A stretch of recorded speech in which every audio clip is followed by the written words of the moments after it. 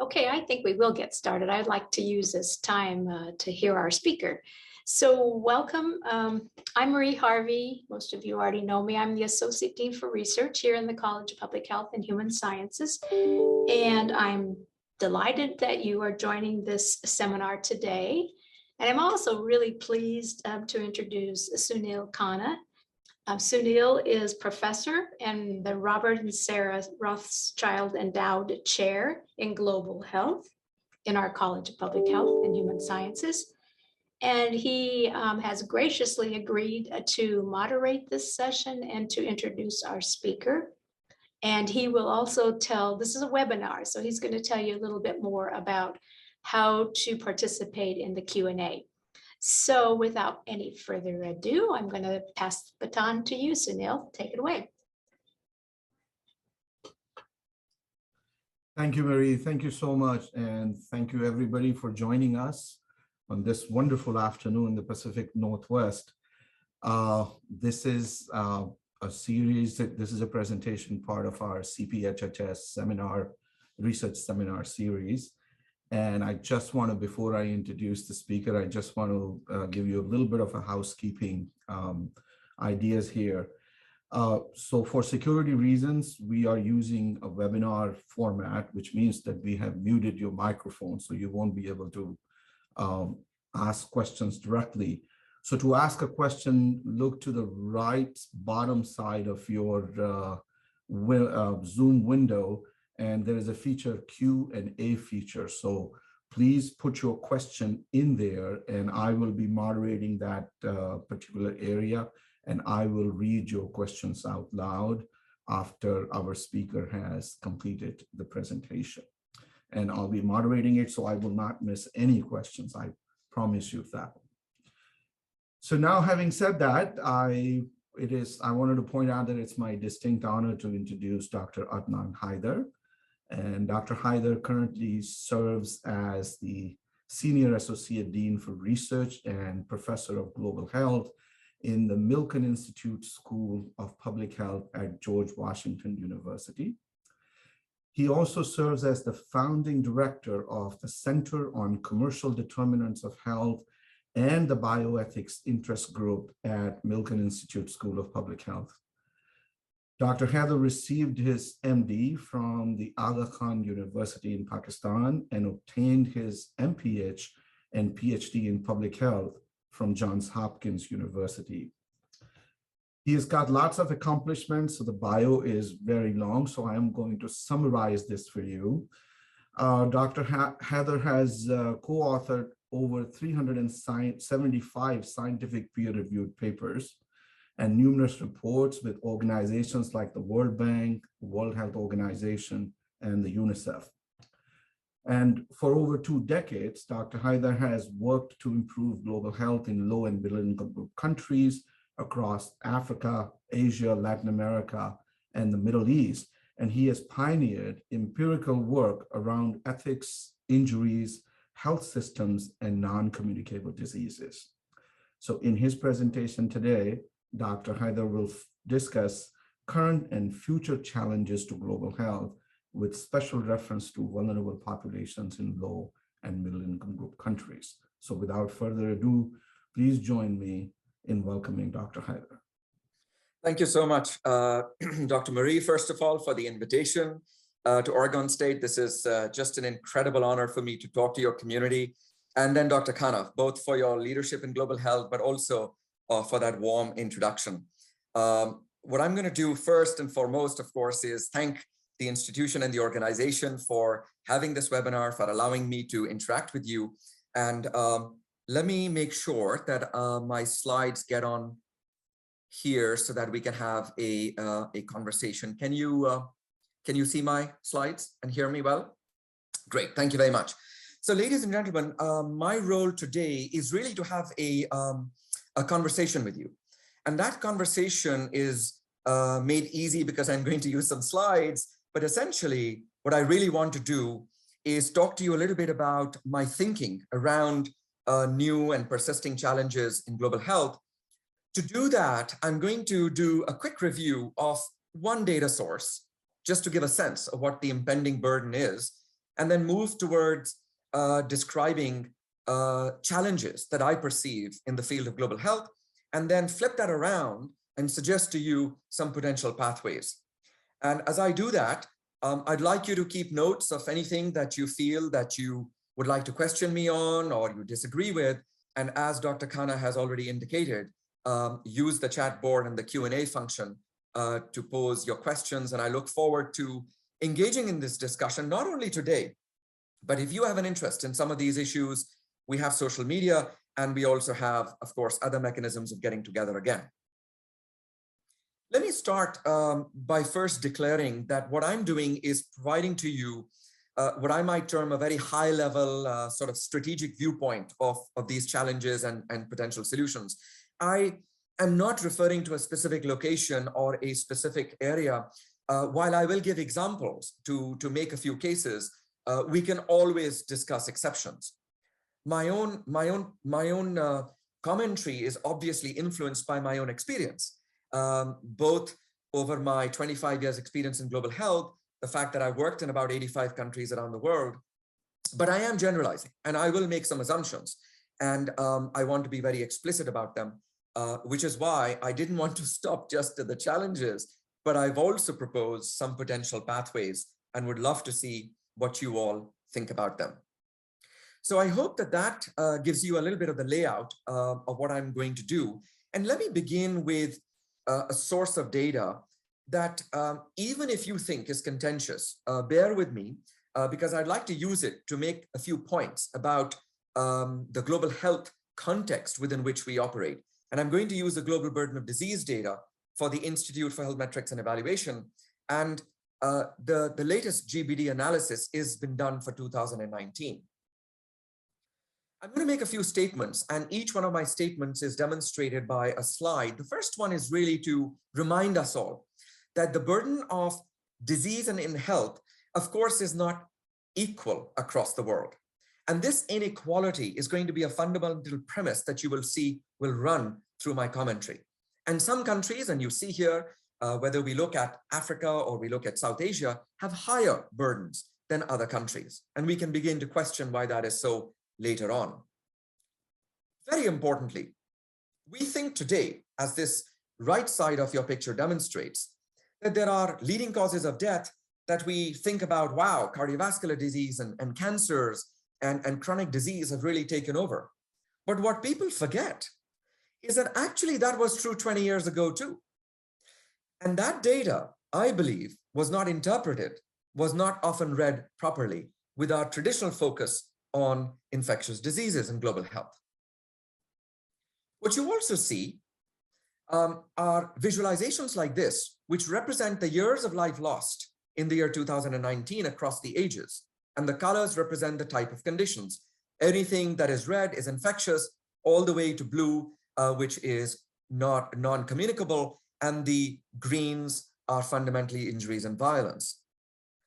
The details of this picture, which I hope some of you are familiar with, is less relevant to me than to demonstrate that if you look at those who are 15 to 45 years old, 15 to 55 years old approximately, the burden is complex. It is not dominated by a single condition. So this has to influence our thinking. And years of life lost measure the impact on mortality. And today is not the session to go into complex indicators, but for those of you who might be interested, I do work in that field. But actually, if we look and adjust for morbidity as well, we get a very similar picture, where the disability adjusted life years also demonstrate that in this 15 to 60 age group that I'm selecting, just to demonstrate what traditionally has been called a reasonably productive part of a person's lifespan, it is a complex spectrum of disease conditions. It is not dominated, globally speaking, in this case, by one or two disease conditions.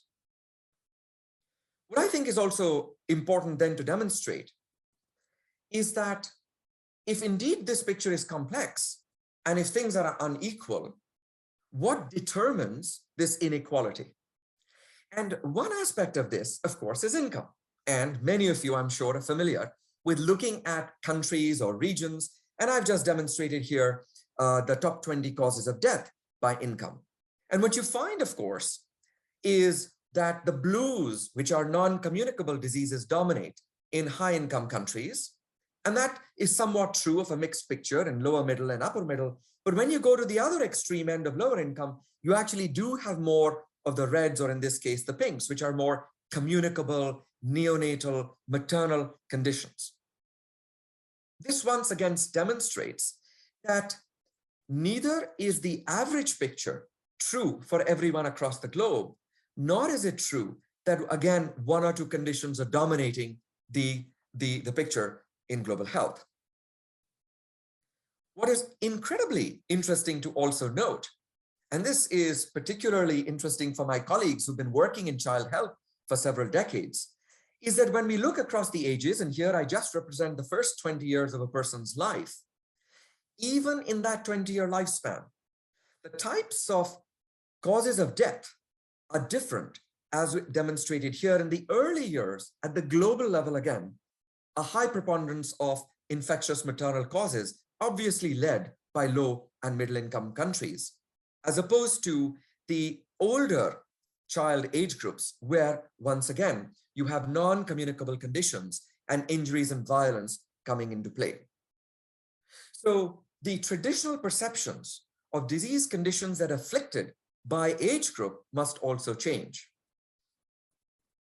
What I'm trying to do, and I'm not going to show you additional slides on this, is to make the thesis that it is true that the world has made huge gains over the past 20, 30 years in mortality, and the mortality rate overall has come down. And with that, unfortunately, what has happened is that the level of morbidity and disability have gone up. So people are spending times in states of ill health longer. It is also true that overall, infections have been better controlled, and we won't talk about COVID until a little bit later on. Even in the poorest parts of the world, that is true. And overall, the impact of non-communicable conditions has certainly increased. So there are some generalizations that we can make, but it is really challenging because of the inequality that I've cared to demonstrate using, again, one source of data, GBD. So using this type of information, and I've just demonstrated one aspect, I'm sure you can look at other data sets, you can look at other analyses, which I don't have the time to get into, but I do want to posit 6 concerns that I have based on this type of analysis. And what does this mean for our global health conversation? I'm going to elaborate on each point. The first one that I want to talk about is this notion that things were improving. And here I demonstrate the mortality rate for some leading causes of death for children in the US. And even up to 5 years ago, we saw an uptick in some of the very causes of death that were coming down quite well, that this country was doing well on. And so this means that our conceptualizations of what is affecting children has to change. And this was true not only in a high-income country like the United States, but also if we transport ourselves to Bangladesh, which is a low and middle income country. And you will note here that the death rate for the first 5 years of life in Bangladeshi children vis-a-vis infectious and communicable conditions has severely gone down over the past 20, 30 years, thanks to the work of many, many colleagues in global health. And so we are very proud of this. At the same time, we have other things, including what I have pointed out here is now a very serious cause of death, which people had not worked traditionally on, drowning prevention, something that I started work on in the mid-2000s, and some of the projects that are now looking at how do you prevent this cause of death. This means that this picture is dynamic. It is not static, which leads me to my first point. We have a normative challenge. The normative challenge is that we have to constantly re-inspect our data, and we have to constantly challenge our own beliefs in understanding what is afflicting global health. Many a times we are driven away with the averages, and the average, while useful for conversations, is not particularly useful when you think about investments and interventions in particular.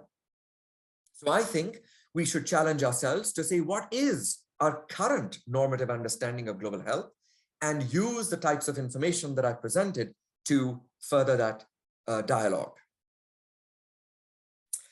I think a second challenge that I feel is demonstrated by this lovely slide, which actually comes from a paper which is quite old, but I really like it. And nearly 10 years ago, this slide demonstrated the years since regulatory approval for a wide variety of interventions, many of them against infectious diseases. You will see Haemophilus influenza vaccine, hepatitis B vaccine, et cetera, et cetera. And what you will note is that the proportion of countries implementing these vaccines and how long it took. Why should it take 25 years for an intervention to reach the people that we needed to reach? This is a really important question in global health. Why is this so variable? Why is it so slow? This, of course, was actually beaten most recently in the case of COVID-19, where the entire cycle of vaccine development, and to some extent, unfortunately not to a good extent for global health, but to some extent in some countries, the delivery challenge was also fast-paced. This, of course, has been a success story for the health and medical establishments at one level. But in terms of global health, and I'll come back to this point, of course, there is a lot to be learned from this situation. Which therefore brings me to the second challenge, which is what I call the systemic challenge. That the burdens that the health systems face are at all levels and all tiers. And in many cases in low and middle income countries in particular, the type of health system model that is currently implemented is very much traditional, very much focused on infectious diseases. And so we have to begin the process of rethinking that in terms of the infrastructure, the people and the programs, and therefore, how do we strengthen those systems to try and address that complexity that I showed you, where infectious, chronic, mental health, all conditions exist at the same time. That's our systemic challenge that we have to confront. I think the next issue I want to raise with you all is going to be hopefully close to the heart of academics, which is that if you look at, and this demonstrates this particular slide I've taken from a paper on pediatric research output. If you look at the pediatric research outputs demonstrated by randomized controlled studies and drug RCTs, a large proportion, 79% of these, at least for this study, was done in high-income countries, the trials, the studies, etc. Unfortunately, over 70% of the burden lies in low and middle income countries. So there is this disconnect between the disease burden, the health conditions faced, and the research that is done. Many years ago, I was part of something called the Global Forum for Health Research, where we highlighted what we call the 10-90 gap, or the research challenge, where 90% of investments for research were actually being implemented for 10% of the disease burden. And so we need to change this challenge. We need to conduct more strategic research, and we need to empower those who experience these disease conditions to lead the way in this type of research as well. And very importantly, of course, is not end with research products, but ensure that they get implemented. And I believe there is a huge role for academic centers in this challenge in particular. Another thing that I'd like to highlight is demonstrated by this figure, which represents the years lived with disability for people in the United States, 2019, males on the left, females on the right. And what you will note, this is determined by risk factors. So this is burden of disease by risk. And I simply want to highlight the blues here, which represent substantial proportions of these rectangles. And these blues demonstrate the implication of things like tobacco, alcohol, sugary substances, and so on. So ladies and gentlemen, we are now confronting disease burdens that actually are promoted by industry. And these types of things, which are now called commercial determinants of health, are now actually challenging us because in some ways our policy frameworks in global health were very traditional.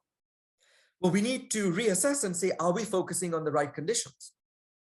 Tobacco has been a success story for global health, but none of the other industries is being handled very well, in my opinion. So what are the types of policy frameworks that we need? And more importantly, at country level, how do countries address some of these determinants? And this has implications not only for adult health, which sometimes people think about, but also child health, because these very factors, whether it's industrial marketing or it's commercialization, is occurring and affecting all age groups. Now, let me flip my earlier point to a slightly different perspective. Some of you, I hope, are surprised to know that the car seats that we use were developed 60 years ago, that the smoke alarms we have in our houses were developed 57 years ago, that actually child-resistant containers were actually developed 55 years ago, and bicycle helmets were developed over 45 years ago. But if you go around the world and see how many kids are sitting in car seats, how many homes have smoke alarms, how many people actually use motorcycle helmets or bicycle helmets, you will find a dearth of such prevalences, unfortunately. And despite all the tremendous work of colleagues at World Health Organization and other international agencies, there is a very fundamental reach challenge. And this reach challenge is important because we are not oftentimes reaching the most vulnerable. And this means that obviously we have to expand the limits of our conversation, because sometimes we are not the right people in the health sector to ensure this reach. It's the transport sector and the justice sector and the education sector and the economic sector. And in my field, for example, I also work in the field of global road safety. Health is only one element. There are so many other colleagues. And so this changing dynamics and responsibilities will be absolutely critical. And we saw this with COVID-19. And whether you blame the ability to produce vaccines in low and middle income country, or the ability to get funding to support vaccines, but the COVID vaccine inequity has been fundamental to this issue of the reach challenge. And finally, in terms of challenges, I want to go back to something that I pointed out earlier. This time, instead of deaths, I'm showing you disability adjusted life years by income level. Very strongly, you will note the implication that high income countries have this picture of non-communicable conditions, while low income countries are dominated by infectious maternal perinatal conditions. This represents more than inequality. It also represents what I call an ethical challenge. This is based on our fundamental conceptualizations of social justice and on our moral argument that in public health, we care about all. And if we do care about all, then using theories of justice, using principles of justice, some people need more to be equitable than others. And so this analysis of fairness, this analysis of are we being fair across the health system, which is also true, by the way, for research. Are we being fair across the research enterprise? Are all partners equal?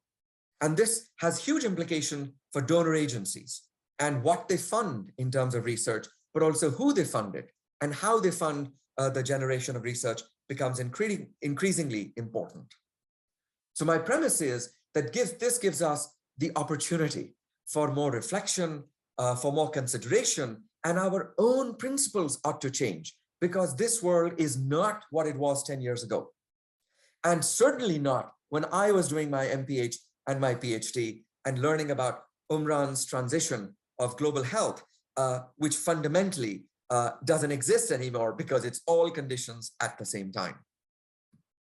So let me pause here for a minute to remind you that what I've done is to demonstrate to you, propose to you 6 challenges from my perspective: a normative challenge, a systemic challenge, a research challenge, a policy challenge, what I call a reach challenge. Some people may call it a coverage challenge, and of course, an ethics equity challenge as well.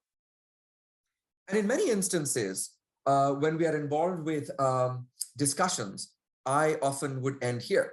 And I thought, well, I've highlighted the problems in the world. Now my job is done. But that mode of academics, I think, is not very useful to the world. And I think we should flip that mode and increasingly also begin to think about what do we do to address these challenges. And over the next few minutes, I hope very much to highlight, again, from my perspective, what I think might be pathways. And I really want to leave time for discussion.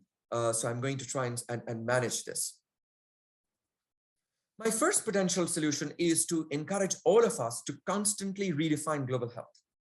I think We have to expand the content of global health. If you're a disease person, then you should push the boundaries, whether it's infectious or chronic or injuries or risks.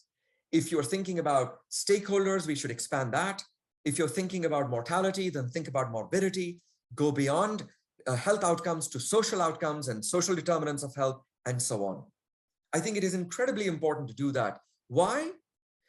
Because I think it is part also now of global conversations. And here I present to you the World Health Organization's triple billion targets, which WHO is now promoting in terms of universal health coverage for 1 billion people, in terms of covering people in health emergencies. And of course, unfortunately, in the past 48 hours, another region is facing an emergency, and thinking about better health and well-being. Again, we can have separate conversations on the implication of the words used in these targets. I think it is incredibly important for us to have this constant conversation about how are we defining our field of global health. I think another very important approach that I must say I was very fortunate to be part of the Lancet Commission for Non-Communicable Diseases and Injuries, where we really explored the diseases afflicting the bottom billion of the world, and which has a domination of non-communicable diseases and injuries and models of care.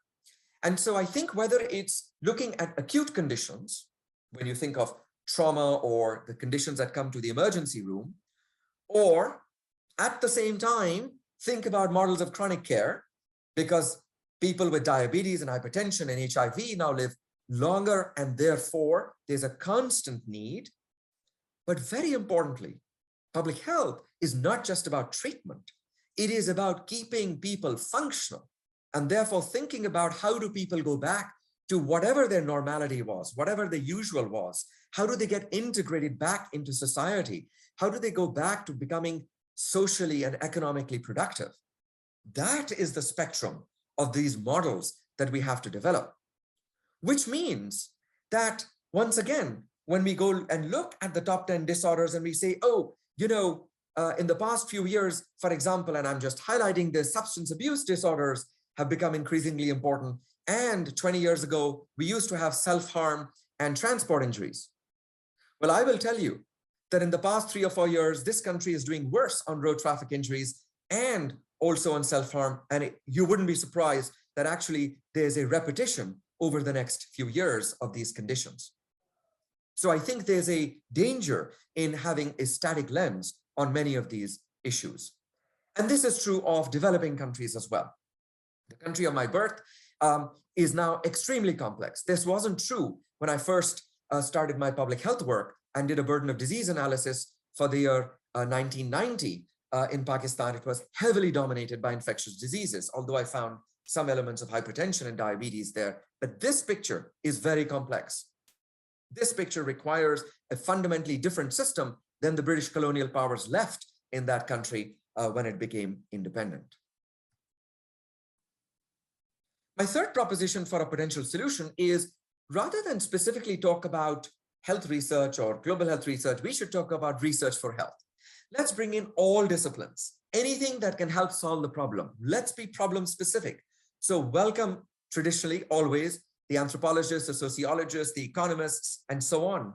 But going beyond that, the engineers and the lawyers. Let's think about these inter and transdisciplinary models. And many of you, I'm sure, are involved in it. This is not entirely new, but what I want to ensure is that this becomes the norm. This shouldn't be the exception.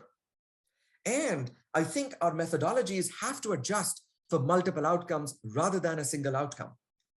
I am a professional for health policy and systems research. And in health policy and systems research, for example, the ability to do an RCT, a randomized controlled trial, is rare. But that does not mean we don't have good evidence or what works. So our understanding of the quality of evidence must also change. And I demonstrate this using a very old slide that I love in my teaching, which is in my road safety teaching. I look at people and say, this book in 2009 for the first time really visualized for me how you can view a road every day, or if you're an injury prevention professional like me, how you actually view the road in terms of the risks involved.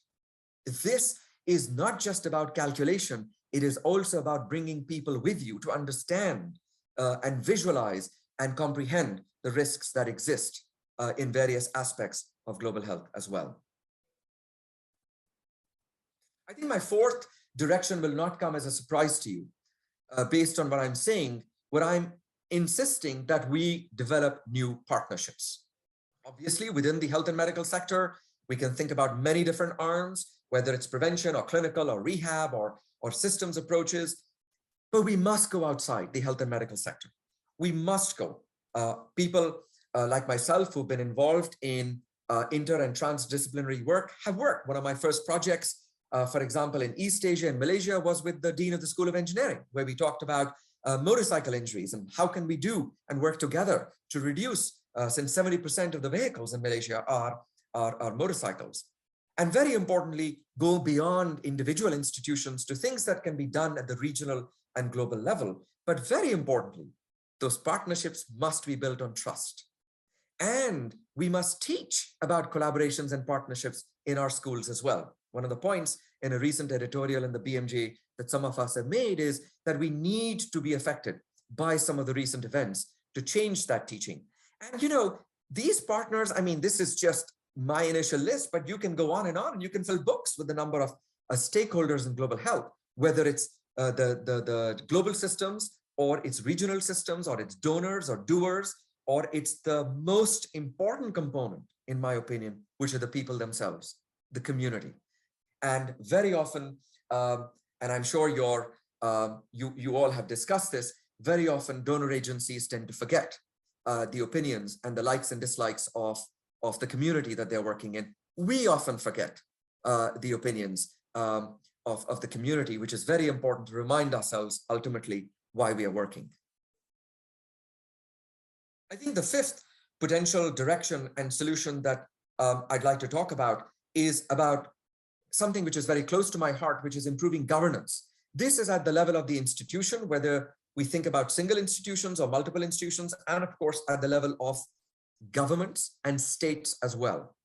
I think that I often get called by colleagues who are in universities where global health is still not a high proportion of their work, and to ask for advice how to negotiate with their research office, how to think about IRBs, institutional review boards and ethics, who are trying to use the same rules and regulations as used in this country to, for example, an African country. And I think those are really important conversations around governance. And I think that states and countries have to think about this very, very carefully. What are the principles by which USAID gives its aid? DFID, the British organization, CID, the Canadian organization, and so on. What is it? Are they interested in quick wins, generally speaking, unfortunately, or is it about sustained long-term interests? And how can we help them move in that direction? And this is true, by the way, of WHO as well. By way of disclosure, I have worked for the past 27 years with WHO. I'm still a member of various technical advisory groups. However, I am also a critique. I critique WHO when I don't agree with them. This is what we ought to do. This is incredibly important for us to say, you're not doing this well. It is time for you to fix things, to reduce the bureaucracy, to be bold about health investments, to not be donor driven, and so on. I'm sure we can get into that in our Q&A. And obviously, with the Sustainable Development Goals that are now driving many global health investments, it is an opportunity to, first of all, think and see how we can take advantage of the SDGs. But also in the next 10 years, what is going to be the next set of SDGs? The SDGs replace the Millennium Development Goals, which some of you who've been around in the field will remember. For example, my colleague, Robert Martin and colleagues have written about the fact that SDG 3, which is about good health and well-being, at least in their opinion, a few years ago, there were no major structural changes and no major recent commitments either. Most of the commitments are still following old patterns, old initiatives. And that's why in a recent move, the WHO has established technical advisory groups for non-communicable diseases, because frankly, for the past 3 years, they've been trying to get more money and more programs, and it hasn't worked. So it's time to do some rethinking. And again, by way of disclosure, I do sit on one of them to help them think about their work. Let me end this section and begin to wind down my talk by this sixth direction which is really important for me, which is to emphasize the values which we convey in the field of global health. I think it is incredibly important in the past decade to reflect on how our societal values mirror our work in global health and vice versa. Because in global health, context is really important. Culture is really important. Respect is really important. Trust is critical. And our commitment is that we don't work for a group, or particularly a privileged group. We work for all, irrespective of race or religion or color or creed or orientation. That is the moral basis of our response. And when we confront institutions or politicians or governments or international organizations that violate that rule, then we ought to be true to our principle. We ought to insist and say, this doesn't make sense to me. It's not a fair process. There is lack of equity, lack of respect for equity. And so I think we have to be very strong in that. As a community in global health, we have to be very strong in it and really stand together. In this vein, there have been calls for institutions like your university and my university to redefine what people have called, and one of my former colleagues, Fitzhugh Mullen, called the social mission of medical schools and public health schools about making health better, but also making it more fairer, which is really, really important for us. And so in some ways, this means that whatever you do, you teach, you do research, you govern, you invest, have the principle of equity, have the principle of social justice always up front. Whether you explore a specific disease, as I'm doing with some colleagues at Houston Methodist, looking at race and discrimination in CVD, cardiovascular disease, or you look at the entire health system, as we have done in our health policy and system research work, it is really, really important to think about this very, very carefully. So, ladies and gentlemen, and I hope students, what I did was I shared with you some of my own perspectives on the challenges that face global health, but I didn't leave you hanging. I've given you some directions, which I believe, whether it's redefining the field, exploring models, doing research, developing partnerships, helping our governance and emphasizing our value systems. And I truly hope that some of you will be engaged in this. Some of you will really, really become leaders in this, if not now, then in the future, and also will continue the dialogue with me, not only here, but also in other aspects. Thank you again for the opportunity, and I'm going to hand back to Dr. Khanna right now. Thank you so much, Dr. Hyder, for this very insightful presentation, very inspiring presentation. I'm waiting for the questions to pop up in the Q&A box. So audience, if you have any questions, please do put them in the Q&A box, and I'll be happy to read those questions to Dr. Hyder. While they are thinking about the questions, I was quite inspired by the diversity of work that you have done, and I was especially interested in your experience of working with the World Health Organization. From your perspective, what is the future of the World Health Organization as an organization, and it's recovering from the past 2 years? So I was just wondering if you would like to comment on that. Well, Dr. Khanna, first of all, thank you very much. And I'm happy to reflect on this very important question that you've asked. First, I want to say that I have already disclosed that I have worked over the past 27 years with it. So my views may be colored by that experience. But I stay away from those two extreme camps. One camp calling for the abolition of the WHO, and the other camp saying, unless WHO does something, we really can't do anything. I believe the World Health Organization is an intergovernmental organization. What this means is that it is controlled and led by ministers of health, secretaries of health representing that organization. So remember, all the bureaucracy you face in a single government, you will face, unfortunately, in an intergovernmental organization. if all the ministers don't agree, you won't get consensus. If the executive board, which represents the fundamental decision-making body there, doesn't agree with something, the organization doesn't move. So I think we have to understand what it is first in order to understand how can we work it. Second point, please don't hold me to the figure I'm about to quote, but I believe that something like 75 or 80% of the budget of WHO is fixed, meaning it is given for specific purposes. So somebody will donate to them and say, this money is for polio, and this money is for TB. Dr. Tedros, as leader of the WHO, cannot use that money for what the current world situation is, which is why he and others have called for untagged, unlabeled budgets so that the organization can respond quickly and swiftly to the needs of the hour.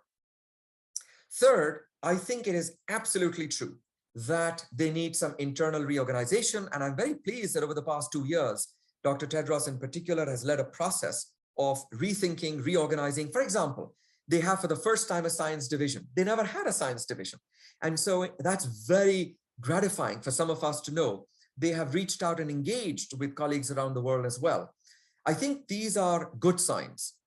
Do I think they can do better? Absolutely. I think they do have two fundamental powers. One is the power of convening ministers of health. That is a huge power where you can actually think about and alleviate a lot of concern and get a lot of political mileage. The second is that they have a tremendously good reputation and leverage, particularly in low and middle income countries, because people depend on WHO for guidelines, for all the normative work that they do. And so something that gets certified by WHO definitely gets a lot of mileage, but also eventually gets investments. And so I think all of us recognize the normative value of that organization. But it is also fair to say that it hasn't always performed most efficiently. And I hope that my colleagues, if they hear my words, will understand that what, as a good stakeholder, I am suggesting. And frankly, but I believe they have an important role to play. Thank you. We do have a question, and this comes from Maxwell Kumbeni.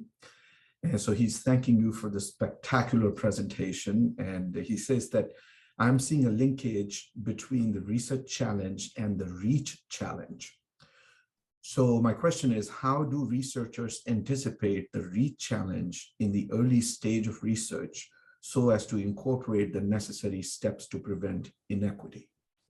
Excellent question. Thank you very much. And I'm going to try and give you a couple of different perspectives because you've touched on, I think, two very important issues. Let me say first that the reach challenge begins when you are scientifically convinced that something is of benefit. If there is, traditionally used to be called equipoise or uncertainty, then you need to finish your science and make sure that whether it's a traditional medical intervention or a public health intervention, that something is of benefit. We would never want to push out things that are not a benefit to the people, net benefit. Okay, so that's my first statement. But let's say that there are things that are beneficial / potentially beneficial. Then I think there are pathways in research that sometimes are couched under implementation science and implementation research. In other ways are couched under health policy and systems research that are critical.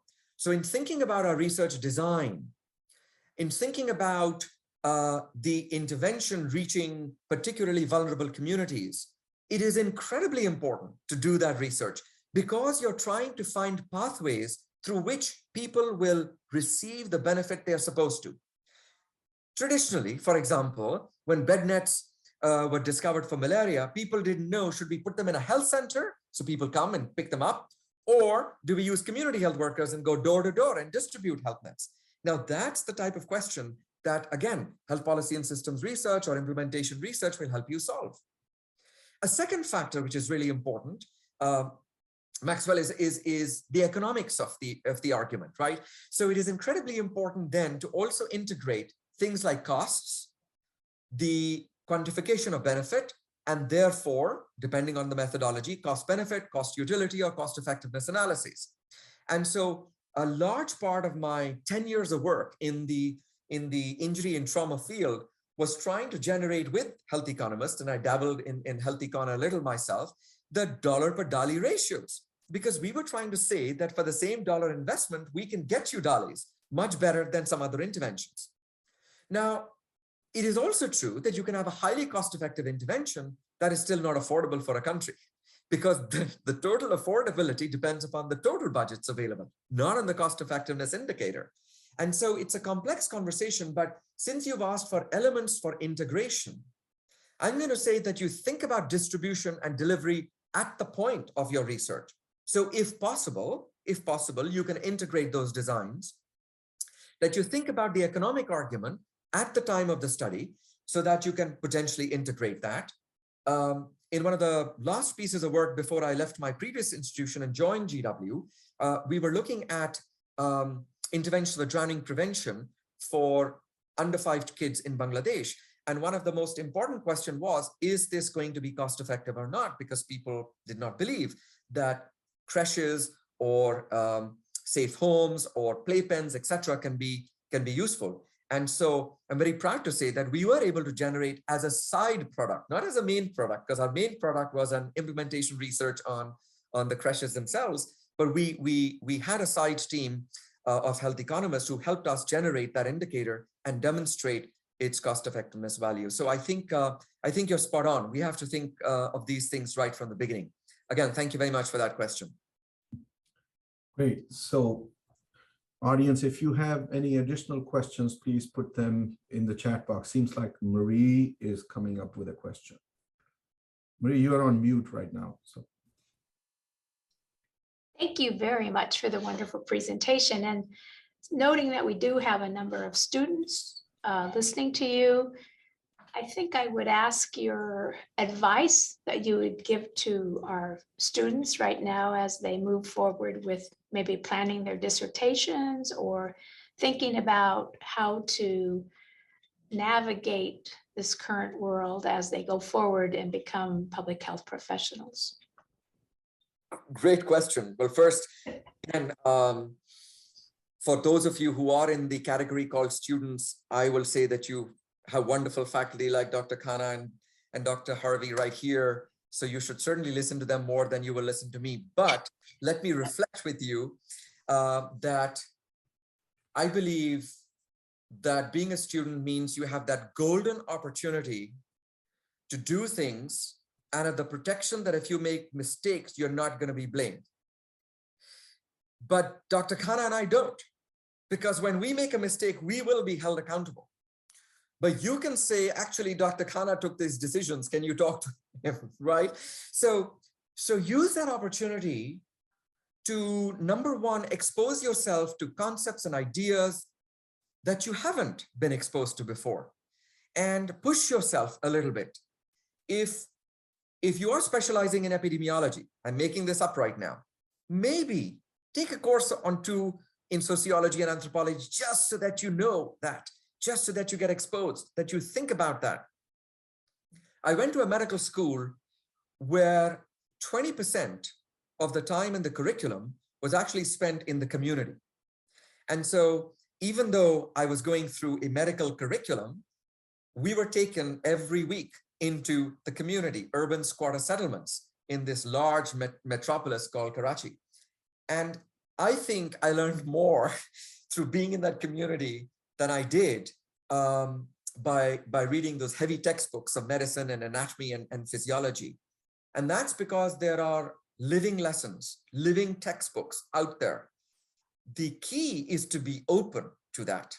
And you have to be open to learning in these non-traditional formats. Now, of course, you have to perform. Of course, you have to get your grades. Of course, you have to do that. I am not in any way challenging that because, of course, as a professor, I do exactly all of the above. But I do think that it's important for you to use this opportunity to challenge yourselves and challenge the institution you're in. I think a second piece that I'd really like to say is that in public health, I believe that the students of today are far more exposed, sensitive, and thoughtful than I believe we were as students. You have the opportunity to express your opinions within seconds, and the world can actually listen to you, and hear you. But that also gives you the dual responsibility of thinking and making sure that the opinion that you're expressing is well-reasoned, well thought out. And that doesn't mean you can't have reactions. Of course, we all do. I'm very upset at the inequity that is happening with COVID vaccination. I've written about it, I've blogged about it, I've done peer-reviewed papers on it, I've talked to WHO about it. And that's important. It's important to be an advocate. And I urge you to be evidence-based advocates, to really get out there and give your voice, because you can change a lot. You don't have to finish your PhDs or your MPHs to get involved. But do make sure that you also finish that, because that gives you the credibility to then come and be responsible. So anyway, those are some reflections from me for your perspective. Thank you, Marie. Thank you so much for those very thoughtful reflections on this. I'm sure students are finding it quite inspiring that way. I do have a question, since there is no other question in the Q&A session. I have a convoluted question for you. And you've alluded this issue in your presentation on several points, and I was just wondering if you'd like to comment more on this. There is this, for a very long time, there has been this discussion about decolonizing global health. And it has taken on a whole different inertia and momentum now, especially during the COVID period, where we had looked at how the vaccine distribution globally has been inequitable, and you mentioned that. And also I was looking at your reach challenge, your ethical challenge, and the normative challenges that you have discussed. In that context, would you like to comment on this whole movement within global health called decolonizing this global health, and the tension between the global north and the global south? So thank you very much, Dr. Khan. I think this is a very important contemporary challenge that we are facing. I believe that it is high time that we face what fundamentally are power differentials.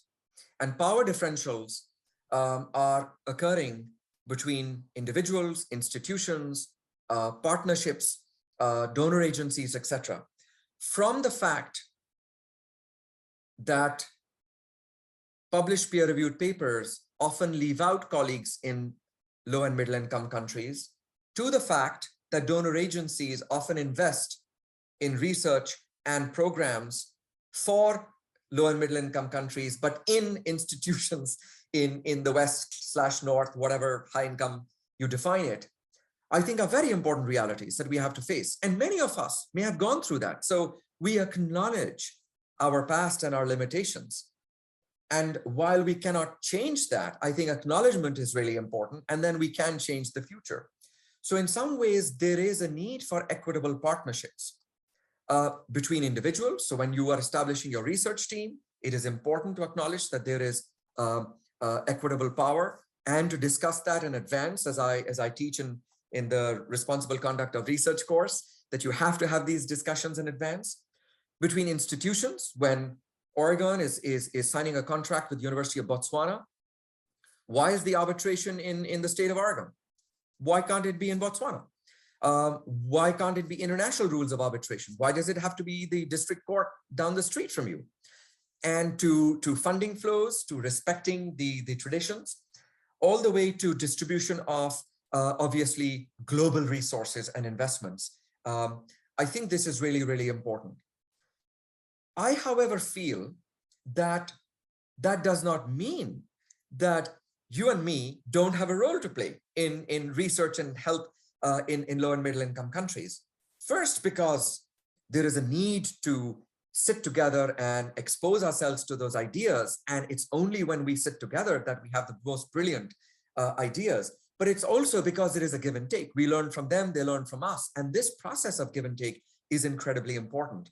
So I don't think that people should fear that conversations of decolonization means that a party will have no role to play, but it does mean that there is more trust and respect in that.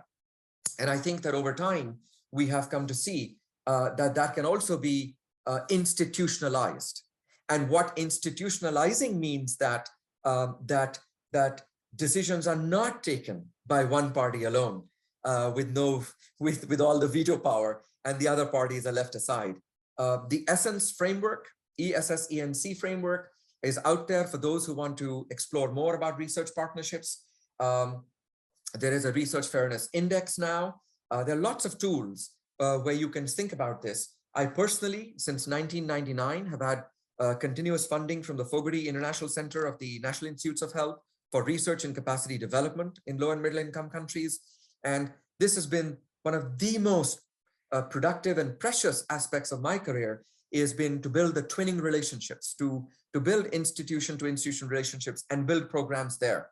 Whether it's a Master's of Public Health or a PhD, I think it is most gratifying to support institutions, because your project may end, but the institution will remain, and that creates for sustainable development. So I hope that this provides you some reflections, Dr. Khanna, and we might possibly be at the closing end of our hour anyway. Thank you.